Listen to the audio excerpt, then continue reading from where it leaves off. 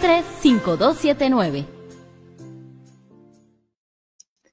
Hola, hola, bienvenidas y bienvenidos. Estamos en Saber Vivir. Gracias por su sintonía con la radio 870 UCR. Soy Gloriana Rodríguez Corrales. Acompáñenos hoy a conversar sobre el peritaje cultural como derecho de los pueblos en diversas circunstancias, pero particularmente en las comunidades indígenas de nuestro país. Saludamos a Sebastián Torres y también a Rubén, que hoy nos estarán acompañando en los controles en cabina.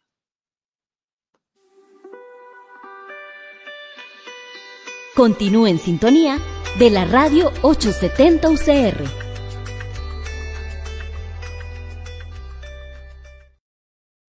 Esperamos sus reportes de sintonía, preguntas o comentarios a través de alguna de nuestras vías, llamándonos al 2283-5279. También le invitamos a seguirnos en redes sociales. Búsquenos como Radio 870 en Facebook y en Instagram. También le esperamos en nuestro canal en YouTube, Radio Emisoras UCR, y por supuesto visite nuestro sitio web radios.ucr.ac.cr.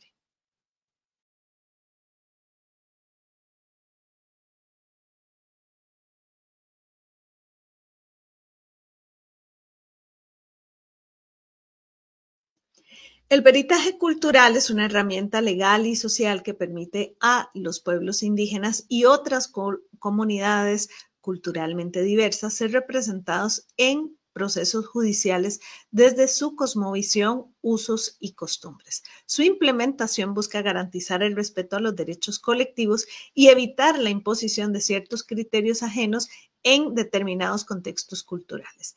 Este enfoque cobra especial relevancia en casos donde las leyes estatales entran en conflicto con las prácticas tradicionales. ¿Cómo se reconoce y se aplica este derecho en la práctica y qué desafíos enfrenta el sistema jurídico? Venga, venga, conversemos.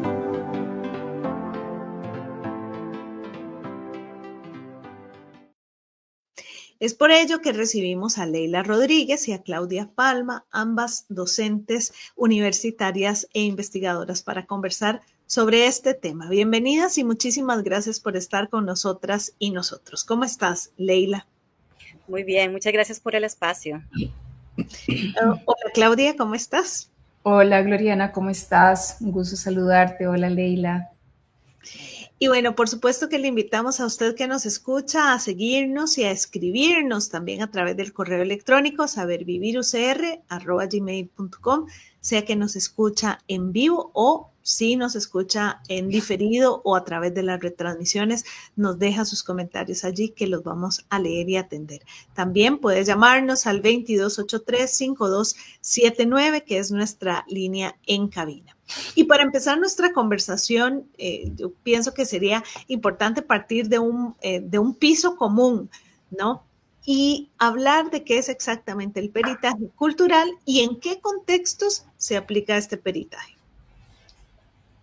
Bueno, la palabra peritaje refiere a esta idea, ¿no?, de un conocimiento experto que puede tener un profesional por su disciplina, su entrenamiento, ¿no? La definición más básica, más abierta de lo que es un peritaje cultural es que es un conocimiento especializado, en este caso, que tienen los antropólogos sobre la cultura de algún grupo o de alguna población y que se usa para informar ya sean procesos legales o trabajos de organizaciones no gubernamentales. La antropología, por supuesto, es la disciplina de las ciencias sociales que se especializa en el estudio de la cultura o lo cultural, ¿no? En algunas partes del mundo se suele usar esta definición amplia de los peritajes culturales, pero en realidad en América Latina y en Costa Rica se refiere a un uso muy específico, ¿no?, de este conocimiento especializado, y es que la cultura entra como una prueba judicial, ¿no? Cuando hay un conflicto legal en el cual la particularidad o la diferencia cultural de una persona o de una comunidad se considera relevante, ¿no? Y sobre la cual tal vez los jefes o los magistrados necesitan más conocimiento, ¿no? Entonces, esta prueba pericial la redacta o la aporta un antropólogo, ya sea mediante un informe escrito y o un testimonio oral también. En cuanto al contexto, bueno, su uso depende mucho de cada país, ¿no? Porque aquí lo importante es que en las sociedades culturalmente diversas, que en este punto de la historia son básicamente todas, el que se considera el otro cultural, ¿no? Entre comillas, o esta identidad o comunidad que es culturalmente diferente, varía de sociedad en sociedad, ¿no? Históricamente, en América Latina, el otro cultural siempre se ha definido como las poblaciones, los pueblos indígenas, pero en los últimos 10 o 15 años se ha ido expandiendo esta herramienta para incluir a otras poblaciones como minorías étnicas, particularmente afrodescendientes, minorías religiosas, minorías sexuales, incluso grupos campesinos que tal vez étnicamente se consideren como la mayoría de la población, pero que tienen tal vez organizaciones sociales muy particulares, ¿no? Entonces, de nuevo, aquí lo importante es que en diferentes momentos históricos, en diferentes países, quienes se consideran culturalmente diferentes y de interés, ¿no? Del resto de la sociedad y del sistema jurídico de entender, ha variado, ¿no? Y bueno, en términos de tipos de causas, lo más común en Costa Rica y en toda la región ha sido que se soliciten peritajes culturales en causas agrarias, penales e incluso constitucionales. Pero han habido casos en otros países de la región en derecho civil familiar, por ejemplo, cuestiones de crianza, de adopción, incluso derecho ambiental. Y en otras regiones del mundo como Europa se ha incursionado incluso, por ejemplo, en derecho comercial, ¿no? Su uso es mucho más amplio. Ahora, esto para poder ponerlo en palabras muy simples, implica que todas las personas necesitamos y tenemos un derecho a una legislatura y a un espacio judicial que comprenda y que entienda nuestro contexto cultural. Esto en algún momento alguien podría decir que es un capricho, ¿verdad? Es que a esta gente hay que hacerle esto y todos los demás tenemos que suscribirnos a estas otras leyes. ¿Por qué? ¿Cuál es como la clave para entender que esto es un derecho y no un capricho? Que alguien, jugando de abogada del diablo, ¿verdad? Yo aquí, o sea, que alguien podría decir, pero es que ¿por qué no todos bajo las mismas leyes? ¿Qué es la cosa? Bueno, todos estamos, por supuesto, bajo las mismas leyes del Estado, ¿no? En ese sentido. Pero en principio, esto se trata primero de saldar deudas históricas, ¿no? Todos sabemos que desde la fundación de los estados, los países, de lo que ahora se llama América Latina, las sociedades ya eran diversas, ¿no? Desde la escuela nos enseñan que en América había diversidad de poblaciones, grupos indígenas, que llegaron los españoles, ¿no? Con procesos de conquista y colonización. En algún momento rápidamente trajeron a personas de diferentes partes de África en condiciones de esclavitud. Y eso sin contar, ¿no? Que desde esa historia temprana, digamos, de contacto y conquista, hemos tenido incluso unas migraciones muy importantes de chinos, de polacos judíos, de libaneses, palestinos, etcétera, solo por hablar de algunos, ¿no? Entonces, ¿cuál es el problema? ¿Qué es lo que pasó, no? La diversidad cultural ya existía, ¿no? Las poblaciones, incluyendo, por supuesto, las poblaciones indígenas, que fueron los primeros humanos en poblar estos territorios, ya traían, como bien mencionaste, sus creencias, sus cosmovisiones, sus costumbres, sus tradiciones, ¿no? Pero desde su fundación, de lo que ahora se reconocen como países por separado, siempre se afirmó lo monocultural y se marginalizó toda esa diversidad cultural que ya existía. Entonces, claro, si quedamos del lado de la cultura que se consideró normal, ¿no? Y la que todos tenemos que seguir, pues estamos muy cómodos y tranquilos desde esa postura. Pero si se pertenece a estos grupos que tienen 500 años de que el sistema jurídico les dice, ustedes están equivocados, su forma de ver el mundo no es correcta, ahí hay un problema, ¿no? Entonces, si pienso o no que esto es importante, bueno, puede depender de mi posición de poder, ¿no? En dónde quedé yo y mi identidad y mi gente, ¿no? En estos procesos históricos, pero realmente tiene que ver con eso, ¿no? Hay un adagio popular que dice que el derecho es la costumbre hecha ley, ¿no? Que lo que ya se hacía es lo que se formalizó y se codificó literalmente en textos, ¿no? Y en códigos, y que todos tenemos que seguirlos, pero hay que preguntar la costumbre de quién, ¿no? Exacto. No fue la costumbre de todas las personas que desde el inicio de estos estados ya estábamos aquí y ya teníamos estas formas de vivir, ¿no? Simplemente se marginalizó e incluso se prohibió, ¿no? Se hizo ilegal la forma de vivir de un montón de personas, y en el caso de los indígenas, que fueron, insisto, los primeros seres humanos en poblar estas tierras. Ahora, ¿qué avances hemos tenido en Costa Rica? ¿Cómo estamos en términos de ese respeto y ese reconocimiento del peritaje cultural como un derecho fundamental de las comunidades? Claudia. Muchas gracias. Tal vez antes de entrar a ese punto, quisiera agregar una cosa muy chiquitita a lo que estaba anotando Leila, y es que las comunidades indígenas, los pueblos, en tanto tienen su propia diversidad cultural, también han tenido su propia normativa para poder juzgar o enmarcar aquellos elementos que como el derecho tradicional en un estado como Costa Rica se cataloga como lo bueno y lo malo, ¿verdad? Eso se le ha llamado derecho consuetudinario, que es el que tenían todas las comunidades, todos los pueblos previo a la conquista. Entonces el peritaje viene a ser como una especie de traducción sin negar la existencia de esa perspectiva sobre un punto determinado de las propias comunidades.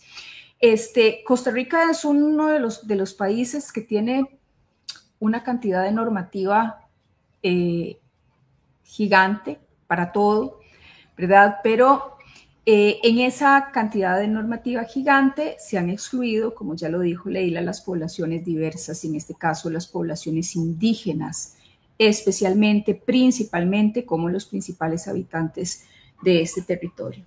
Entonces, en el caso específico de los peritajes culturales, existe una ley que es la número 9593, que se llama Ley de Acceso a la Justicia de los Pueblos Indígenas de Costa Rica, que fue aprobada en el año 2018. Recordemos que, bueno, tal vez las personas un poco más grandes recordarán que por ahí del 90, 91 hubo todo un burumbum porque las personas indígenas no tenían cédula. Con ese tipo de elementos tan pequeños es que se hace notar que esta organización de nuestro Estado no necesariamente incluye todas las diversidades. En el caso del acceso a la justicia, por ejemplo, las personas podían ser juzgadas por algo, pero eran juzgadas en español. Y nosotros tenemos una diversidad de lenguas indígenas. Entonces las personas no sabían de qué les estaban hablando, no sabían de qué se les estaba culpando, porque tampoco hemos tenido un Estado que sepa en términos judiciales o de los representantes judiciales todas las lenguas para poder interpretarle a las personas qué era lo que estaba diciendo un juez. Y así un montón de elementos. Esta ley específica, en el artículo número 7, dice que entre el Poder Judicial y las universidades tenemos que colaborar para poder hacer esta tarea que se le llama peritaje cultural o peritaje antropológico, ¿verdad? Y el peritaje como tal entra en vigor a partir de las reglas de Brasilia en el 2008 y por un acuerdo a nivel regional, pero se empieza a implementar en Costa Rica a partir del 2010. Pese a que hasta ese momento, más bien hasta este año, hasta hace 20 días exactamente, porque fue el 6 de agosto, se firma el convenio entre el Poder Judicial y la Universidad de Costa Rica. ¿Por qué estas dos instituciones? El Poder Judicial, porque es el encargado de velar por la implementación de las leyes y juzgar y demás, y la universidad, las universidades, como ese espacio de conocimiento que se ha acercado a las diversas poblaciones a través de la investigación, pero le toca a la Universidad de Costa Rica porque es la única que tiene la carrera de antropología. Y el peritaje cultural o el peritaje antropológico es una tarea específica que lo que hace es tratar de comprender la cultura para poder hacer llegar la información a los ejecutores de la justicia. Ahora, este convenio entre el Poder Judicial y la Universidad de Costa Rica, ¿qué alcances tiene o qué puntos, qué elementos son los más claves y que son necesarios para poder, como engranar, como que la cosa vaya viento en popa, por decirlo de alguna manera? Ve qué interesante. Tal vez decir que antes de la firma del convenio ya se le hacían a la Universidad de Costa Rica, directamente a la Escuela de Antropología, preguntas cuando los jueces tenían dudas sobre temas legales, ¿verdad? En donde estaban implicadas las comunidades indígenas, ¿verdad? Porque este convenio es específicamente para las comunidades indígenas. Entonces, antes, se hacían preguntas, dudas, por ejemplo, sobre temas agrarios, herencias, genealogías, ¿verdad? O incluso formas, de tener una cosmogonía, una cosmovisión que en esa cosmovisión eran permitidas algunas cosas y que luego un juez o una jueza no comprendía, entonces necesitaba comprender para poder hacer un ejercicio de la justicia, valga la redundancia, justo, ¿verdad? Sin condenar a una persona solo porque pertenezca a una comunidad diferente. Entonces, en el convenio de forma específica, lo que se dice es que delante de la duda sobre situaciones de las comunidades, el Poder Judicial, los jueces, las juezas que tengan algún caso, remiten esa pregunta a la Universidad de Costa Rica a través de la Escuela de Antropología. Entonces, se toma, ¿verdad? O sea, en este caso, la Universidad de Costa Rica es un implicado directo en la participación del proceso, ¿verdad? Por lo tanto, ocupa un lugar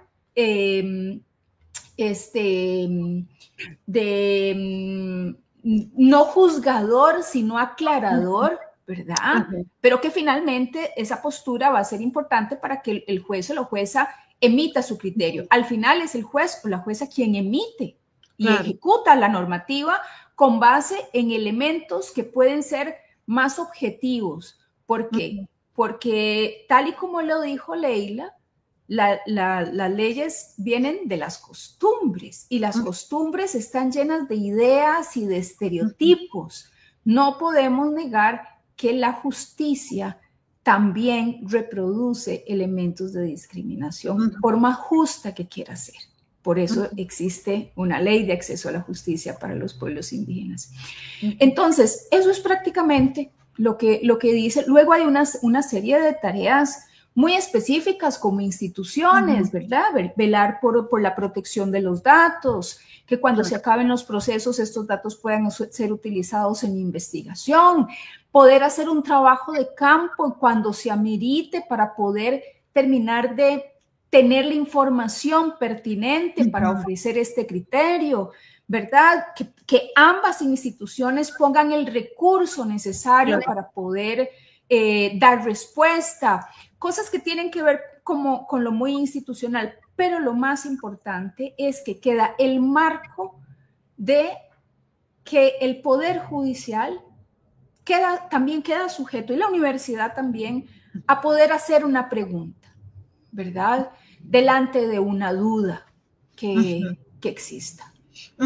Claudia, yo me parece que es un ejemplo muy burdo lo que voy a decir, pero me parece que es válido. Es decir, a una cuando, por ejemplo, cuando va a comprar una casa, le piden que se haga un avalúo y se llama a un perito, una persona especialista en medir y en decir, bueno, esta casa, el tiempo que tiene, el lugar en el que está, qué sé yo. Hay una serie de elementos que se toman en cuenta y se dice, bueno, esto es lo que cuesta o esto es el valor, etcétera. Y muchas cosas se determinan con una persona que es un perito, ¿verdad? Que es una persona especialista en este campo, que puede dar una opinión más allá de si ese bien, por ejemplo, si esa casa o lo que sea, está en un pleito legal, en una herencia. O sea, no va a determinar si la herencia es de 5 o de 20. Esa persona va a determinar el valor y va a determinar una serie de elementos que le pueden servir a ese juez para poder determinar ya lo que legalmente haya que determinar y encontrar lo que haya que encontrar y determinar, etcétera. Esto es lo mismo solamente que con un proceso cultural, ¿verdad? Con conceptos que a veces no necesariamente están vertidos en un inmueble, en una casa, en una cosa material que yo pueda tocar, sino que son bienes que es muchísimo más delicado, ¿verdad? Decir, pero ¿por qué es que no se salieron de la casa? Que no, ¿verdad? Cuando hay toda una cosa, digamos, que culturalmente es intangible y por eso es muy importante que esto esté regulado, ¿verdad? Que, exacto. Como bien decís, que esté este permiso de preguntar, de que no todo lo sé, de que hay diferencias. Esto es realmente aceptar la diferencia y hacer algo con esa diferencia, porque ¿para qué queremos uniformarnos? Pero podemos entender y podemos acercarnos. Exacto. Ahora, en esto hay que estar capacitado, es decir, quien evalúa una casa tiene que estar perfectamente capacitado para hacer esto y quien dice qué cosa es algo culturalmente de A o B forma, también tiene que estar. ¿Cómo se capacitan las personas? Por supuesto que en la universidad son antropólogas, que se estudia, que se investiga, etcétera, pero en el Poder Judicial también pueden haber otras personas que estén, no sé, ¿cómo funciona esto? Sí, quiero agregar un pequeño elemento del ejemplo que vos estás dando. Y si acaso para comprenderlo. Claudia, y si algo, o Leila, si algo de lo que digo está muy jalado el pelo, ustedes corríjanme, por Dios. No, está súper bien. Ese es el fondo. Pero, por ejemplo, pensemos en un tema cultural que tiene que ver con una persona que hace una demanda sobre maternidad, ¿verdad? O se le dice con un niño, con una niña, ¿verdad? Hay comunidades en donde en su orden, los niños y las niñas pasan en línea paterna o en línea materna, ¿verdad? Entonces, alguien que pide una custodia, tradicionalmente, en el derecho tradicional del país, esa custodia casi siempre se le otorga de forma directa a las mamás, ¿verdad? Pero en otras comunidades, lo normal es que esa línea esté en la familia paterna, no necesariamente en el padre, en la familia paterna. Entonces, poder dilucidar o saber este tipo de elementos que no necesariamente los jueces y las juezas conocen, va a hacer que se pueda dar esa denuncia o esa custodia de la manera más justa, ¿verdad? Acorde a las tradiciones de los pueblos. Y sobre la formación, esto es muy importante, ¿verdad? Y Leila sin duda es la que va a poder hacer muchísimo más explícita en ese campo.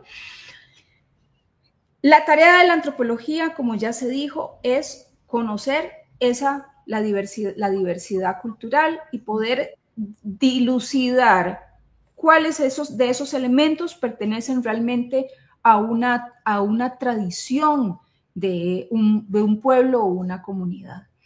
Entonces, ese es un conocimiento específico de la antropología, una forma de hacer.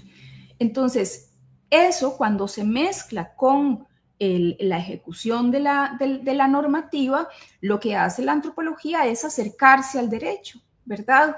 Entonces, tenemos personas que se han ido especializando en esos temas específicos. Eso no quiere decir que sea especialista en cada uno de los pueblos indígenas de este país, porque nos pueden llegar preguntas sobre todas las poblaciones indígenas del país, y hay unas personas que han trabajado con unas más que con otras, ¿verdad? Entonces, en este caso quiero recordar y resaltar el trabajo que Marcos Guevara en algún momento hizo cuando empiezan a llegar estas preguntas a la Escuela de Antropología, y él se empieza a interesar en poder acercar la antropología y el derecho, la antropología y el poder judicial para poder dar respuesta. Entonces, Leila nos puede decir si hay, por ejemplo, cursos más específicos. Nosotros lo que tenemos son personas que se han ido especializando en esta área. Hay una forma que nosotros no lo damos, hay una formación en otros países que se llama antropología jurídica, ¿verdad? Pero también la antropología jurídica es muy grande, no quiere decir que la antropología jurídica solamente se basa en los peritajes culturales, para nada, pero al final es una pequeña rama que se basa en la investigación, que se va haciendo expertise a través de la forma en que se va recopilando información, y también de las experiencias de otras localidades sobre cuál es esa guía que hay que seguir entre acercar la antropología o la diversidad cultural a la justicia. Leila, no sé si quieres agregar algo. Yo quería agregar, pero quería expandir primero un poquito el tema anterior que Claudia discutió sobre los avances, porque creo que es muy importante, y es mi segunda parte de la respuesta a esta pregunta de si esto no es un capricho y todos tenemos que seguir la ley por igual, ¿no? Porque, a ver, en todos los países hay un ensamblaje jurídico, ¿no? Que es el que permite, en este caso, el uso de los peritajes culturales. Uno de estos tiene que ver con reformas constitucionales, que si recordamos, la Constitución de Costa Rica se enmendó en el 2015, y su primer artículo ahora reconoce que Costa Rica es un estado pluriétnico y multicultural, ¿no? Entonces la Constitución ya lo dice. También, por ejemplo, el Código Procesal Penal, que es el que dice cómo se hacen los procedimientos, ¿no? Cuando hay un conflicto penal, que está vigente desde 1996, menciona los peritajes en general, pero hay un artículo específico, el 339, que se llama diversidad cultural, y ese establece con claridad la posibilidad de usar el peritaje en contexto de diversidad cultural, ¿no? Cuando, según el mismo texto, las normas culturales son particulares de esta persona o de este grupo y no son universales. En 1959, estoy hablando de hace 50, 60 años, ¿no? Ratificamos el convenio 107 de la OIT. Esto es un tratado internacional que protege los derechos colectivos e individuales de los pueblos indígenas, y este ya contenía normas que se pudieron haber utilizado en su momento para requerir peritajes culturales, pero no se hizo.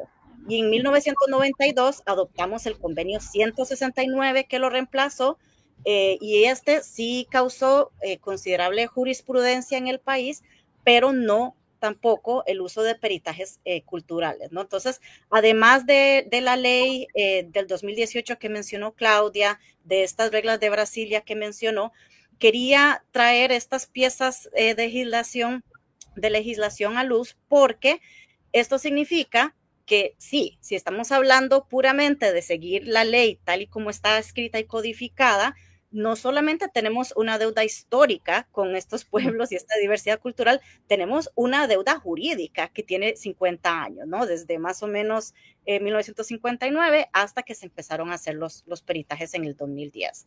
Entonces quería mencionar eso, ¿no? Porque no es un capricho, es una ley, leyes que no se han cumplido o no se cumplieron por 50 años y lo hemos estado haciendo ahora. Y bueno, solo para agregar en el tema de la capacitación, esto es muy interesante porque en teoría quien está mejor capacitado para hablar sobre la cultura de un grupo es una persona que pertenece a este grupo, ¿no? Los antropólogos en ese sentido siempre estamos un paso atrás aprendiendo de ellos. ¿Qué conocimientos especializados tenemos los antropólogos? Nosotros tenemos conocimientos relacionados al estudio de la cultura y estos son conocimientos teóricos como disciplina. Nosotros tenemos 120 años de estar pensando sobre esta palabra cultura, qué significa, cómo la definimos, ¿no? Conocimientos sustantivos, ¿sí? De prácticas y cosmovisiones de grupos particulares y también una capacidad interpretativa. O sea, así como una persona puede interpretar un idioma y traducir, pues nosotros tenemos que traducir lo cultural a personas no expertas en esa cultura, ¿no? Ese es el primero. Tenemos una expertise metodológico, que es la indagación etnográfica, que es una metodología que también tiene 100 años, ¿no? De estarse trabajando y refinando en la disciplina. Tenemos conocimiento sobre el cambio cultural, ¿no? Esta perspectiva histórica que a veces se nos olvida, que las culturas no son estáticas, antes son diferentes y están cambiando y cambiarán. Y nosotros le seguimos el pulso a esos cambios, cuándo y cómo suceden. También tenemos esta capacidad no solamente de una interpretación antropológica, de entender la cultura de un grupo o una comunidad, sino también esta interpretación sociológica, saber explicar cómo se inserta y se relaciona una población o un grupo, una comunidad específica con el resto de la sociedad, ¿no? Todos estos conocimientos se obtienen a través de un adiestramiento en una disciplina como es la antropología, no solo al ser miembros de este grupo, ¿no? Y bueno, sí, además de estos cursos que existen en la UCR, esto es un proyecto inconcluso a nivel regional. Hay un certificado, no recuerdo ahorita, pero es una universidad en México.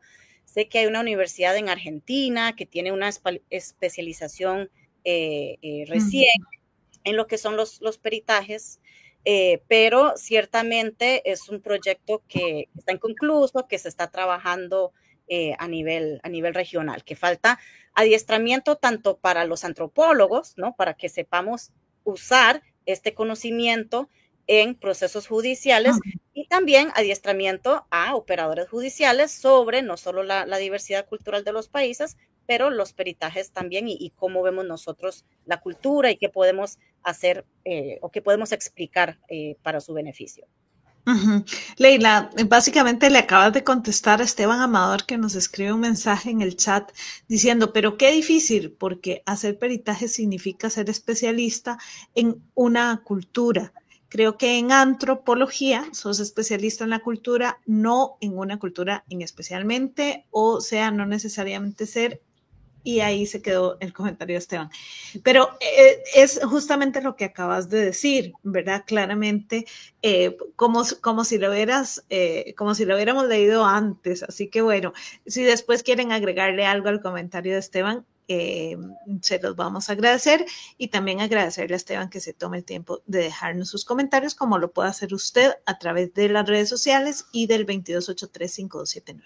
Vamos a hacer, Leila y Claudia, una pausa para escuchar el relato de la semana, pero al volver seguiremos rascando este tema, el peritaje cultural, a raíz de la firma de este convenio entre el Poder Judicial y la Universidad de Costa Rica. Ya casi volvemos. Dicen quienes cuentos cuentan que había una vez. Pero yo he comprobado que habían muchas más veces.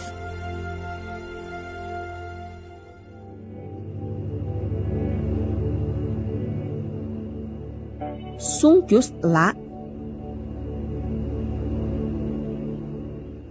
Alicia Gregorio Velasco.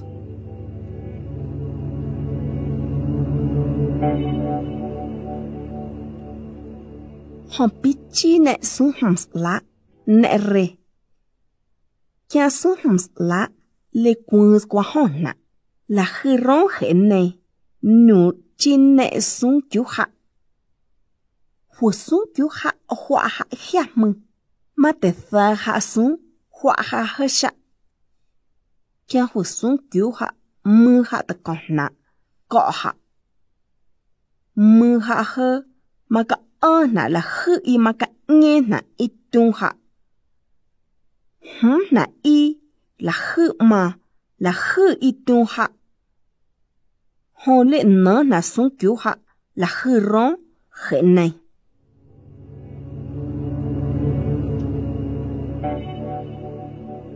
Los cantos de los grillos.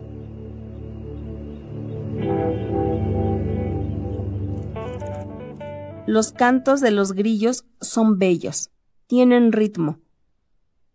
Con sus cantos se arrullan nuestros hijos. Todas las noches la casa se llena de armonía con su gran melodía. A través de sus cantos nos anuncian la lluvia.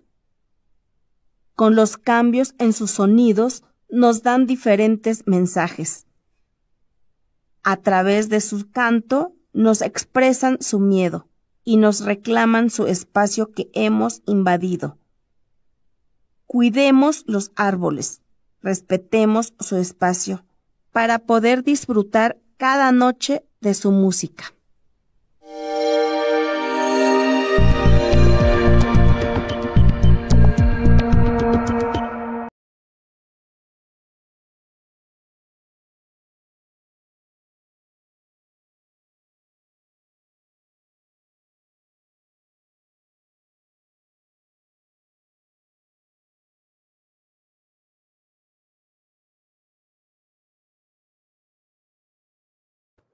Conversamos hoy sobre el peritaje cultural como derecho de pueblos diversos y para eso nos han acompañado Leila y Claudia, a quienes agradecemos profundamente por su claridad y generosidad en un tema que puede resultar complejo y que puede ser que esté lejos de lo que cada persona hace y que se pueda preguntar ay, pero ¿por qué eso es importante o por qué eso debería estar? Bueno, porque hay que garantizar un acceso verdadero, completo a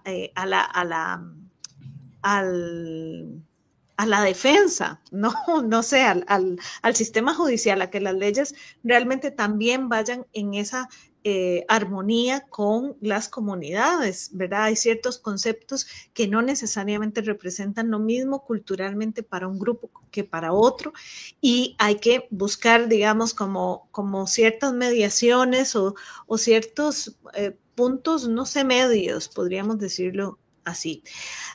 Nos quedan no muchos minutos, así que voy a reducir las preguntas y ustedes pueden también hablarnos de lo que tengan más a mano o de lo que les parezca más importante.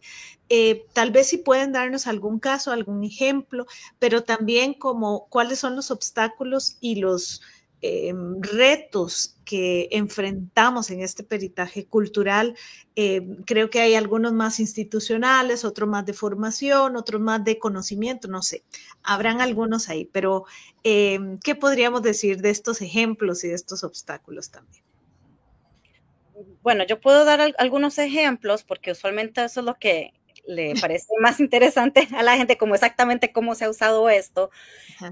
Las malas noticias es que no se sabe mucho, se sabe poco, en parte porque en algunos países estos documentos se publican, son públicos y cualquier persona puede leer el informe pericial. En otros países es un proceso mucho más hermético y cuesta mucho sistematizar realmente cómo se usó, si tuvo algún impacto en el razonamiento jurídico de un juez o no. Pero bueno, las buenas noticias es que estos proyectos vienen en camino, ¿no? Este tema es un área muy fértil dentro de la subdisciplina de la antropología jurídica y tal vez en 10 años me invitan y vamos a tener más información. Tenemos alguna información. En Costa Rica, por ejemplo, hubo un caso que entiendo que fue muy famoso, digamos, en el 2010 de homicidio en San Rafael de Cabagra, ¿no? Y en este caso, el informe pericial se relacionó con temas de la chichada, ¿no? De esta celebración donde se bebe esta bebida alcohólica, la chicha, tradicional. Tuvo que ver con costumbres, valores y prácticas sociales. la organización social de la población, leyes tradicionales, formas tradicionales de dirimir conflictos, ¿no? Y todo esto lo sabemos por un artículo académico donde una científica social japonesa entrevistó al perito, ¿no? Y resumió un poco la información, pero estos informes no son públicos en Costa Rica, ¿no? Que es hasta ahora un reto. Entonces, por ejemplo, una de las cosas que se mencionó en este informe pericial es que esa celebración que los agentes judiciales, entiendo, llamaron una chichada, realmente no se puede llamar una chichada según las mismas definiciones actuales, ¿no? De lo que constituye esta celebración en esa comunidad. También el informe se refirió a conflictos por tierras, ¿no? Que no se habían tomado en cuenta, pero que el antropólogo consideró eran claves en entender por qué habían conflictos interpersonales, ¿no? Que ahora no nos sorprende, pero tal vez en ese momento no era un tema tan conocido. En otro caso de un homicidio en Chirripó, aquí lo importante, y es algo que se mencionó en el informe pericial, es que los hechos ocurrieron en la casa del tío materno, ¿no? El hermano de la mamá del imputado, que si mal no recuerdo, era una persona, un hombre como de unos 20 años, ¿no? Un hombre joven. Y aquí fue muy importante para el perito explicar que la figura de autoridad, que tal vez en un hogar tradicional de la sociedad mayoritaria costarricense es el papá, pues en esta comunidad no.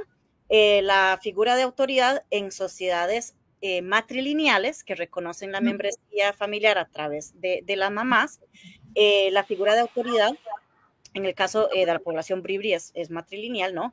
Esta figura es el tío materno, no el papá biológico, ¿no? La figura más importante en términos de este rol paterno autoritario es el hermano de la mamá, no el papá biológico, y en este caso el perito consideró muy importante explicar eso, ¿no? Entonces, no tenemos detalles, de nuevo, de cómo se usó esta información en el razonamiento jurídico, pero tenemos información de qué se quiso explicar. Sí, se sabe de otros países de la región, a veces ha llevado a reducción de penas, incluso absolución, pero no siempre. Y eso tiene otros usos también. Hay algo muy importante, y es que con todo este ensamblaje jurídico que mencionamos, ¿no? Claudia mencionó esta ley del 2018 que dio pie al convenio, pero realmente de todo esto, lo que dio la apertura a hacer peritajes culturales en Costa Rica fueron estas reglas de Brasilia del 2008, ¿no? Todo lo anterior que pudo haberse usado no se usó, pero las reglas de Brasilia sí. Y hay algo muy interesante que ocurrió con las reglas de Brasilia. Las originales, en el 2008, hacen referencia al uso de peritajes culturales en conflictos, y ahí lo menciona en un artículo relacionado a poblaciones indígenas. En 2018, 10 años después, se revisaron estas reglas y se sigue mencionando el recurso del peritaje cultural en el mismo artículo, pero ahí menciona no solo personas indígenas, sino también afrodescendientes, y no me acuerdo el lenguaje exacto, pero menciona, ¿no? que no solo se puede usar en casos de personas indígenas, sino otras minorías étnicas, específicamente afrodescendientes, pero cualquier otro grupo, ¿no? Que sea culturalmente diferenciado en el contexto de esa sociedad. Y esa sociedad todavía abierto. Se ha usado el peritaje cultural en otras poblaciones, en otros países, pero en Costa Rica hasta el momento no. Nos quedan 30 segundos a cada una para cerrar. Así que bueno, ¿con qué nos vamos? Bueno, bueno, no, Claudia. Dale, Claudia.